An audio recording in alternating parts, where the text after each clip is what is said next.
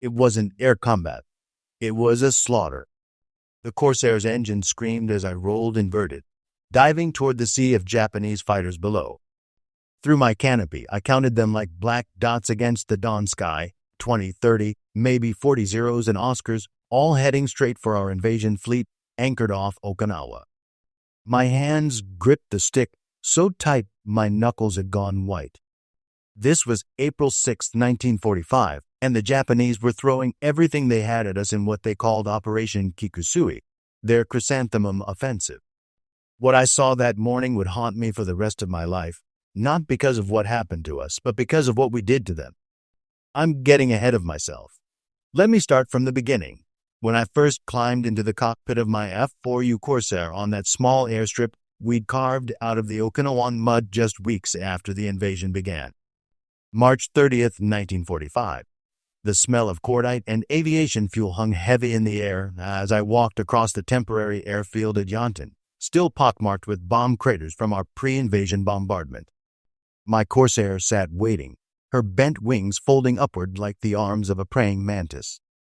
The ground crew had painted Devil Dog on her nose, along with 13 small Japanese flags, one for each kill I'd scored since Guadalcanal.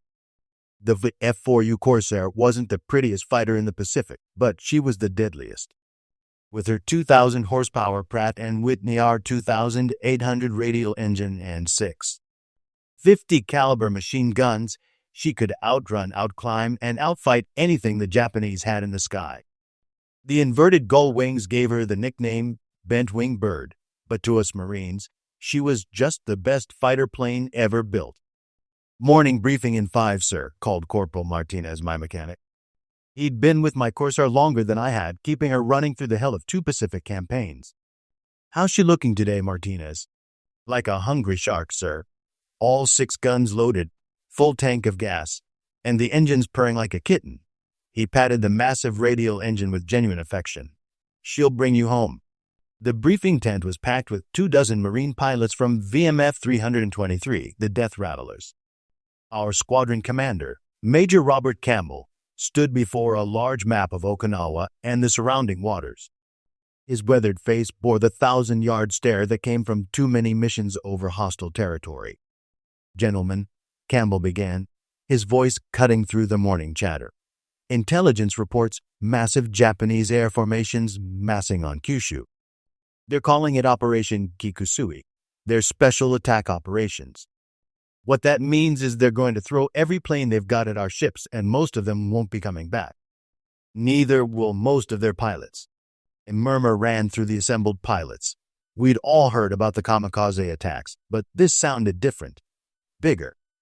"Our job is simple," Campbell continued. "We maintain combat air patrol over the fleet and over our ground forces. Anything with a rising sun on its wings gets shot down. No exceptions, no quarter. The Japanese are fighting for their homeland now, and they're going to be desperate." I raised my hand. "Sir, what kind of numbers are we looking at?" Campbell's expression grew grim. "Conservative estimates put it at over 700 aircraft for this first wave alone. Could be more." He let that sink in. "They've got everything: Zeros, Oscars, Franks, Tohos, even some of those new jets we've been hearing about. But here's the thing, gentlemen. Most of their experienced pilots are dead. What they're sending up are kids with maybe 100 hours of flight time, flying on fumes and prayers. That should have made me feel better. It didn't. Desperate men do desperate things, and a Zero flown by a terrified teenager could still put a 20mm shell through your canopy." April 6th, 0630 hours. The sun was just breaking the horizon as I lifted off from Yonton, leading a 4-plane division on what we thought would be a routine morning patrol. The Corsair's big engine settled into its familiar rhythm as I climbed to 15,000 feet, the bent wings cutting through the thin air with authority. "Devil Dog led, this is Hacksaw Control," crackled the voice in my headset. "We've got bogies inbound, bearing 340, altitude 8,000 climbing. Looks like a big formation." I keyed my radio. "Roger, Hacksaw. Devil Dog Division climbing to intercept." Below us, the invasion fleet stretched across Karama Sound like a floating city. Hundreds of ships, battleships, cruisers, destroyers, transports, and landing craft, all vulnerable to air attack. The sight of them reminded me why we were up here. "Devil Dog led, I've got visual contact," called my wingman, Lieutenant Tommy Morrison.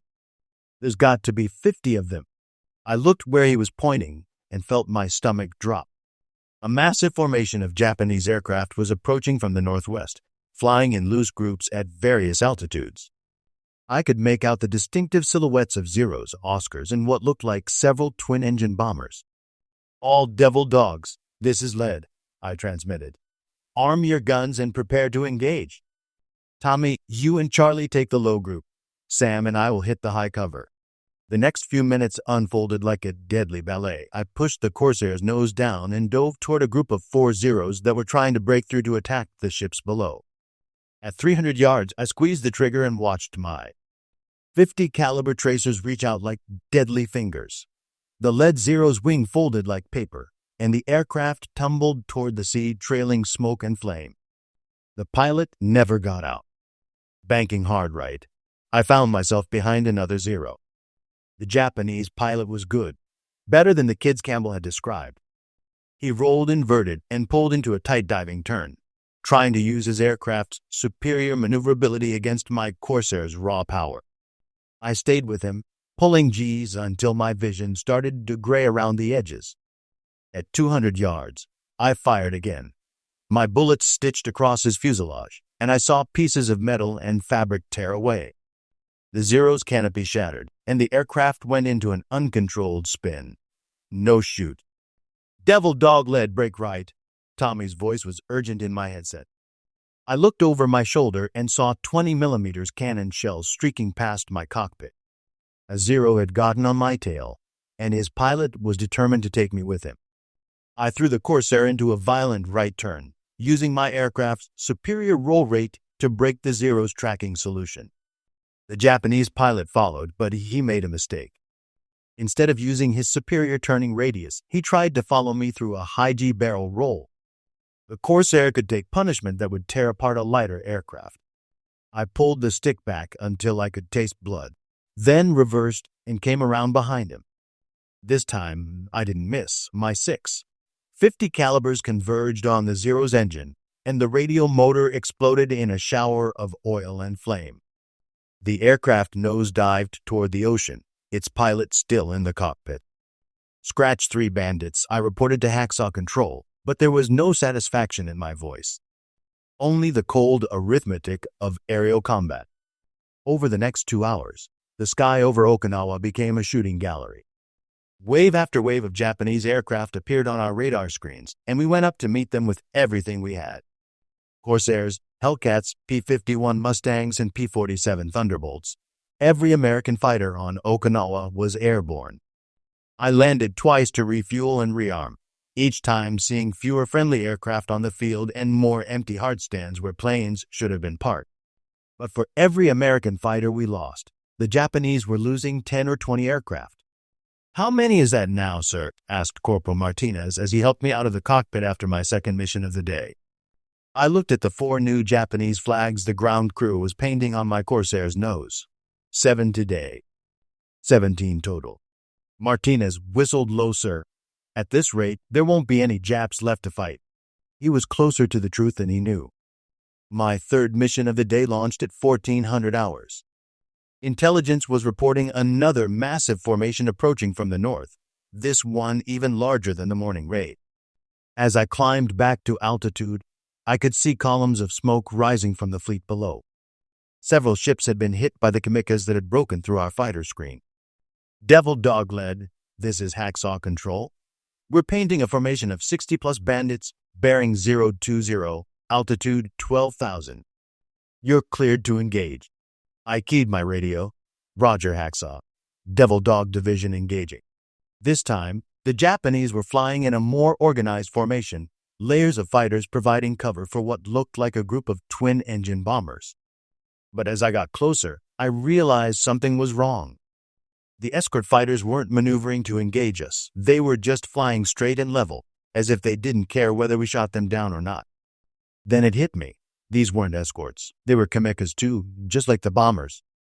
Every single aircraft in that formation was on a one-way mission. "All devil dogs, be advised," I transmitted. "These are all special attack aircraft. They're not going to run, and they're not going to fight. They're just going to try to get through to the ships." What followed wasn't air combat in any traditional sense. It was target practice. I lined up behind a Zero that was loaded with a 500-pound bomb and fired a 2-second burst. The aircraft disintegrated in a ball of fire that was visible for miles. Banking left, I found another kamikaze and repeated the process. In 15 minutes, our 4-plane division had shot down 12 Japanese aircraft without taking a single hit in return. Most of the pilots never fired a shot at us. They just flew straight toward their deaths with a fatalistic acceptance that chilled me to the bone. April 12, 21:30 hours. I was trying to grab some sleep in my tent when the air raid siren started wailing across Yontan Airfield. Night raids had become routine over the past week. The Japanese had learned that their daylight attacks were being massacred by our fighters, so they'd switched to nighttime operations when visibility was poor and our cap coverage was thinner. All pilots to the flight line came the call over the base loudspeaker: "Scramble all available aircraft." I stumbled out of my cot and ran toward my Corsair, pulling on my flight suit as I went. The airfield was chaos, ground crews racing to prepare aircraft, pilots sprinting toward their planes, and the distant rumble of approaching engines growing louder by the minute. "She's all ready, sir," called Corporal Martinez as I reached my aircraft. "Full load, full tank." "But sir, night fighting in a Corsair ain't exactly what these birds were designed for." He was right. The F4U was a daylight interceptor, not a night fighter. We didn't have radar, and the exhaust flames from our big radial engines would blind us to anything happening behind us. But orders were orders. I climbed into the cockpit and fired up the engine, the familiar roar drowning out the air raid sirens. Within minutes, I was airborne along with a dozen other Corsairs, climbing into the black Pacific night. "This is hacksaw control to all aircraft," came the voice on the radio. "We have multiple formations of bandits approaching from the northwest. Altitude varies from 5,000 to 15,000 feet. Be advised, some of these contacts appear to be large aircraft, possibly 4-engine bombers." Large aircraft meant only one thing: the Japanese were sending up their new special attack planes, the massive Ohka rocket-powered missiles that were carried beneath modified Betty bombers. If even one of those got through to the fleet, it could sink a cruiser. I climbed to 10,000 feet and began a slow orbit over the anchorage, my eyes straining to penetrate the darkness. The quarter moon provided just enough light to make out large objects, but individual aircraft were nearly invisible until they were dangerously close. "Devil Dog led. I've got something at 2 o'clock low," transmitted Lieutenant Morrison. "Looks big." I looked where he was pointing and caught a glimpse of a twin-engine aircraft silhouetted against the moonlit clouds. As I watched, something detached from beneath it, the unmistakable shape of an Ohka missile, its rocket motor igniting in a brilliant orange flame as it streaked toward the fleet below. "Hacksaw control, we have an Ohka launch," I transmitted urgently. "Bearing 180, altitude 8,000, heading for the anchorage." I dove after the rocket-powered missile, but it was hopeless. The Ohka could reach speeds of over 400 miles per hour in its terminal dive, far faster than any fighter could follow. All I could do was watch as it streaked toward the destroyer USS Mannerdell, a Beale, anchored 3 miles away. The explosion lit up the night sky like a miniature sun. When the glare faded, the destroyer was gone, broken in half and sinking beneath the dark waters of the Pacific. But her sacrifice wasn't in vain. The Betty bomber that had carried the Ohka was still circling overhead, trying to escape back to its base in Japan. I climbed after it, my Corsair's engine straining in the thin air. At 12,000 feet, I caught up with the fleeing bomber. The Betty's rear gunner saw me coming and opened fire with his 20mm cannon, but his tracers went wide in the darkness. I lined up behind the bomber's left engine and squeezed the trigger, walking my bullets across the wing route until I saw fuel streaming from ruptured tanks. The Betty caught fire immediately, a bright orange flame that illuminated both aircraft as we raced through the night sky. The Japanese pilot tried to escape by diving toward the sea, but the fire was spreading too quickly. The bomber exploded at 3,000 feet, taking its crew of 7 men with it. 7 more Japanese airmen who would never see their homeland again. April 16, 0800 hours. I sat in the squadron ready room, staring at the statistics board that tracked our unit's combat record. In 10 days of fighting, VMF 323 had shot down 124 Japanese aircraft while losing only 3 Corsairs. Across all Marine fighter squadrons on Okinawa, the numbers were even more staggering. Over 400 enemy aircraft destroyed for the loss of 28 American fighters. The mathematics of air combat had shifted decisively in our favor, but the cost was measured in more than just numbers on a scoreboard.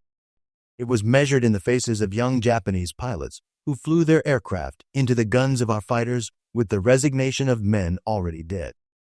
"Briefing time, gentlemen," called Major Campbell as he entered the ready room. His face looked older than it had 2 weeks ago, aged by the burden of sending men into combat every day. "Intelligence reports that the Japanese are preparing for another major effort, possibly their largest yet." The assembled pilots groaned. We'd been flying 3 and 4 missions a day for over a week, and fatigue was beginning to take its toll. Several pilots had been grounded for exhaustion, and 2 had crashed on landing due to pilot error brought on by sleep deprivation. "I know you're all tired," Campbell continued. "Hell, I'm tired too. But the ground forces are depending on us. Our boys are still fighting for every cave and bunker on this rock, and the only thing standing between them and massive air attacks is us." He was right, of course. While we'd been fighting the air battle, the Marines and soldiers on the ground had been engaged in some of the bloodiest fighting of the Pacific War. The Japanese had fortified Okinawa like a medieval castle, with thousands of caves, tunnels, and bunkers that had to be taken one at a time. Every day we kept Japanese aircraft away from the battlefield was another day for our ground forces to advance. "Today's mission is a big one," Campbell said, pointing to the map. "Photo reconnaissance shows over 200 aircraft massed on airfields in Kyushu. They're going to come at us in waves, just like before. But this time, intelligence thinks they're going to coordinate with submarine and surface attacks as well." I raised my hand. "Sir, what's our ammunition situation?" Campbell's expression grew grim. "We're starting to run low on .50 caliber ammo. Supply ships are having trouble getting through the submarine attacks. Starting today, we're limited to 400 rounds per gun per mission." That was bad news. In the heat of combat, a pilot could burn through 400 rounds in less than a minute of firing. We'd have to make every shot count. "One more thing," Campbell added. "The Navy is reporting that they've intercepted Japanese radio transmissions indicating that the enemy is running low on experienced pilots. What they're sending up now are mostly flight school students with less than 50 hours of flying time. They know they can't win air-to-air battles, so they're focusing everything on kamikaze attacks." April 28th, 0545 hours. I was leading a 6-plane formation of Corsairs on dawn patrol when Hacksaw Control's voice crackled through my headset with the news we'd been dreading. All aircraft, this is Hacksaw Control. We have massive formations of bandits approaching from multiple vectors. Current count is 150-plus aircraft at various altitudes. This appears to be a coordinated attack. I looked around at my formation and felt a cold certainty settle in my stomach. 6 Corsairs against 150 Japanese aircraft. Even with the enemy's inexperienced pilots, the odds were not in our favor. "Devil Dog lead to all Devil Dogs," I transmitted. "Arm your guns and prepare for combat. Remember your training, watch your fuel, and make every shot count." The Japanese formation appeared on the horizon like a dark cloud stretching across several miles of sky. As they got closer, I could make out the types, mostly Zeros and Oscars, but also some of the newer aircraft we'd been seeing lately. Franks, Jacks, and even a few of the twin-engine night fighters that the Japanese were using for daylight kamikaze attacks. "All aircraft, this is Hacksaw Control. You are cleared to engage. Repeat, you are cleared to engage." What followed was the largest air battle I'd ever participated in. Our 6 Corsairs dove into the massive Japanese formation like sharks attacking a school of fish. The sky filled with tracers, cannon shells, and burning aircraft as we fought to break up the attack before it could reach the fleet. I shot down my first Zero at long range, catching him with a deflection shot as he tried to dive past me toward the ships below. The aircraft exploded in a ball of flame, but before I could celebrate, another Zero was on my tail, its 20mm cannons flashing. Lieutenant Morrison saved my life by putting a burst into the Zero's engine, sending it tumbling toward the sea in a smoking spiral. But seconds later, I watched in horror as 3 Japanese fighters converged on Morrison's Corsair from different angles. "Tommy, break right," I called, but it was too late. The combined fire from 3 aircraft was more than any fighter could survive. Morrison's Corsair disintegrated in a shower of metal and flame, taking one of my best friends with it. The battle raged for over an hour. By the time it was over, our 6 Corsairs had accounted for 19 Japanese aircraft destroyed, but we'd lost 3 of our own planes and 2 pilots. The mathematical victory was ours, but it felt like a defeat. As I flew back to Yanton, alone in the sky for the first time in days, I found myself thinking about the Japanese pilots we'd shot down. Most of them had been kids, really teenagers who'd been thrown into combat with minimal training and obsolete aircraft. They'd known they were going to die, but they'd climbed into their cockpits anyway, driven by duty, honor, or simple desperation. In a way, I envied them their certainty. They knew what they were fighting for, even if their cause was hopeless. For us, victory had become a matter of simple survival, killing them before they could kill us, shooting them down before they could reach our ships, grinding them out of the sky through superior training, equipment, and tactics. May 15, 1945. The battle for Okinawa was winding down, both on the ground and in the air. The Japanese had thrown everything they had at us. Over 2,000 aircraft in 2 months of continuous combat, and we destroyed almost all of them. The official tally showed 1,900 Japanese aircraft shot down or destroyed on the ground, compared to fewer than 200 American losses. I sat in my tent, writing a letter home that I'd never send, trying to make sense of what we'd accomplished. On paper, it looked like a tremendous victory. We'd broken the back of Japanese air power in the Pacific, eliminated thousands of their trained pilots, and protected the invasion fleet from devastating air attacks. But at what cost? I'd shot down 23 Japanese aircraft during the Okinawa campaign, bringing my total to 30 victories. That made me an ace several times over, a statistic that would look impressive in the history books. But every night, I dreamed about the faces I'd seen in the cockpits of the aircraft I'd destroyed. Young faces, terrified faces, resigned faces of men who knew they were going to die. The Japanese pilots we'd fought over Okinawa weren't the experienced veterans we'd faced earlier in the war. They were kids, most of them, barely out of flight school and flying on pure courage and determination. They'd known their aircraft were outclassed, their training was inadequate, and their chances of survival were essentially zero. But they'd climbed into their cockpits anyway, driven by a code of honor that demanded they sacrifice their lives for their emperor and their homeland. In a strange way, I respected them more than I respected myself. They died for something they believed in. I killed them because it was my job. The sound of aircraft engines brought me out of my brooding. Looking up from my letter, I saw a formation of B-29 superfortresses passing overhead, heading northwest toward Japan. The massive bombers were carrying their loads of death and destruction toward the Japanese home islands, where they would incinerate entire cities in a single night.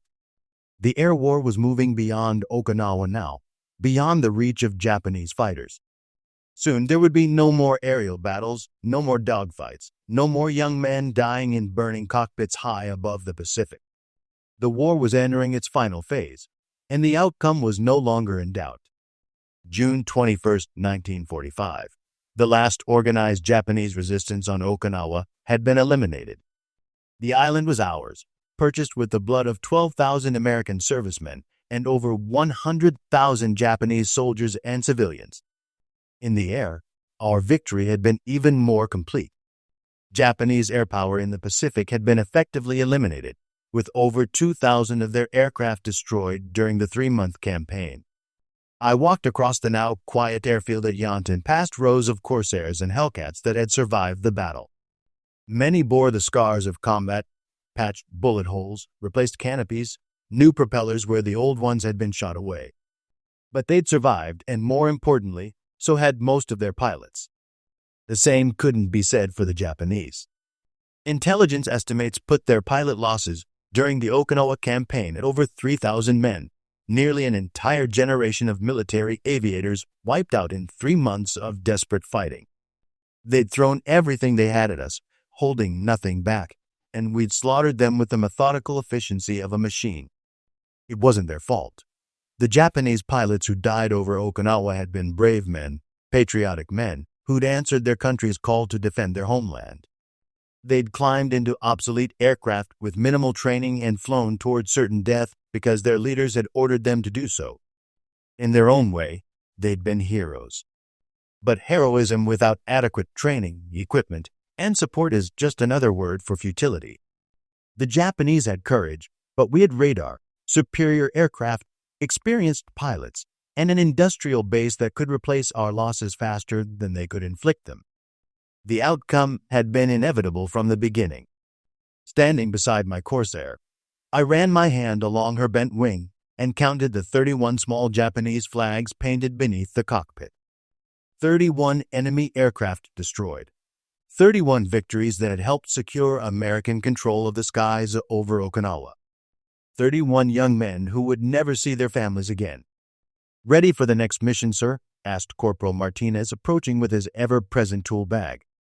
I looked at him for a long moment, then shook my head. "I don't think there's going to be a next mission, Martinez. Not for a while, anyway." He followed my gaze toward the horizon, where columns of smoke still rose from the ruins of Naha, Okinawa's capital city. "Think the war's almost over, sir?" "Yeah," I said quietly. "I think it is." August 15th, 1945. Emperor Hirohito's voice crackled over the radio, announcing Japan's surrender to the Allied forces. The war was over. I sat in my tent on Okinawa, listening to the celebration going on outside. Pilots and ground crews cheering, singing, and breaking out bottles of liquor they'd been saving for this moment. But I couldn't bring myself to join them. Instead, I stared at the final entry in my logbook: 847 combat hours, 156 missions, 31 enemy aircraft destroyed. The numbers told the story of American victory in the air war over the Pacific, but they didn't tell the whole story. They didn't capture the faces of the young Japanese pilots I'd shot down, or the weight of responsibility I'd carry for the rest of my life. They didn't explain why victory felt so much like loss. The battle for Okinawa had been the last great air battle of World War II, and we'd won it decisively. American air power had achieved complete superiority over the Pacific, eliminating the Japanese ability to conduct meaningful air operations. The kamikaze threat had been neutralized. Our invasion fleets could operate without fear of massive air attacks, and the way was clear for Operation Downfall, the planned invasion of Japan itself. But Operation Downfall would never come. The atomic bombs dropped on Hiroshima and Nagasaki had made invasion unnecessary, ending the war through a demonstration of American technological superiority that made even our air victories look small by comparison. As I walked across Yonton Airfield one last time, past the rows of Corsairs and Hellcats that had won control of Pacific skies, I thought about the price of that victory. Over 2,000 Japanese aircraft had been destroyed during the Okinawa campaign, along with most of their pilots. An entire generation of Japanese military aviators had been wiped out in 3 months of desperate fighting. They'd been brave men, fighting for a cause they believed in with obsolete equipment and inadequate training. In different circumstances, under different flags, we might have been friends. Instead, we'd been enemies, locked in a struggle where only one side could survive. We'd won because we'd had better aircraft, better training, better tactics, and better industrial support. But we'd also won because we'd been willing to kill with the methodical efficiency that modern warfare demanded. We'd turned air combat into an assembly line of death, processing Japanese aircraft and pilots with the same systematic approach that our factories used to build the weapons that destroyed them. The bent-wing birds had done their job. The Corsairs, Hellcats, and other American fighters had swept the Japanese from Pacific skies, clearing the way for victory. But victory had come at a cost that couldn't be measured in statistics or recorded in logbooks. As I climbed into my Corsair for the last time, preparing for the flight that would take me home, I thought about the young Japanese pilot whose Zero I'd shot down on April 6th, the first kill of the Okinawa campaign. He'd been about my age, probably from a small town not unlike the one where I'd grown up. He'd had dreams, hopes, people who loved him, and were waiting for him to come home. Instead, he died in a ball of flame 15,000 feet above the Pacific Ocean, another casualty in a war that had consumed an entire generation. I'd done my duty. I'd served my country with honor and courage, protecting American lives and helping to secure victory in the greatest conflict in human history. The 31 small Japanese flags painted on my Corsair's fuselage were proof of my contribution to that victory. But as I flew away from Okinawa for the last time, leaving behind the island where so many had died, I couldn't escape the feeling that we'd all lost something important in those Pacific skies. We'd won the war, but we'd lost a part of our humanity in the process. The bent-winged bird carried me home across the vast Pacific, her engine humming with the same reliability that had brought me through 156 combat missions. Behind us, the island of Okinawa shrank to a small speck on the horizon, then disappeared altogether. The war was over, but the memories would last forever. Every night for the rest of my life, I would dream of burning aircraft falling toward the sea, of young faces glimpsed through canopy glass in the instant before the guns fired, of the weight of victory measured in the lives of brave men on both sides who'd answered their country's call to duty. It wasn't air combat. It was a slaughter, and we were the ones holding the knife. But somebody had to hold it. Somebody had to climb into the cockpit, take to the skies, and do the ugly work that victory demanded. That somebody was us, the pilots who'd flown the bent-wing birds over the Pacific, who'd fought and died and killed in the name of freedom and democracy and the American way of life. We'd done our job. The question was whether we'd ever be able to live with what that job had required us to become. The Corsair flew on through the Pacific sky, carrying me home to a country that would celebrate our victory and honor our sacrifice. But it would never understand the price we'd paid for that victory, or the weight we'd carry for the rest of our lives. 31 kills, 31 victories, 31 young men who'd never see home again. The mathematics of air combat were simple. The human cost was beyond calculation.